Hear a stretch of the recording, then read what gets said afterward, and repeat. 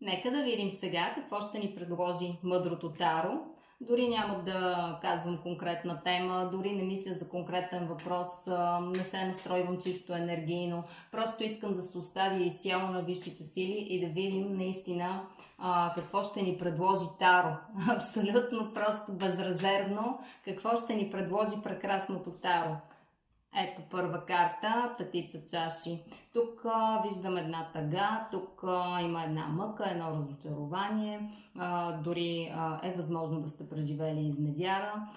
Силно така наистина разочарование и едно леко отблъскване, разстройване от даден човек и от конкретна ситуация, свързана с този човек. Но не унивайте, тепърва започваме. Нищо не е свършило. Ето какво ни предлага мъдрото таро Глупака.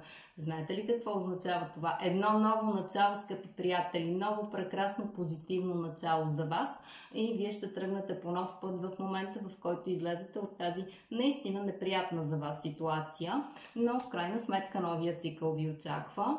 И шестица пентакли. Разбира се, тук говорим вече наистина след като тръгнете по новия път за едно така много приятно усещане за сигурност, за стабилност. Вие ще се почувствате наистина стабилни във вашия живот, в ситуацията, в която преминавате и вече така с една нова мъдрост ще можете да се чувствате много заземени, много стабилни, много спокойни, вече ще сте овладели чувствата и емоциите си и дори ще сте в състояние да помагате и на други хора, което е прекрасно.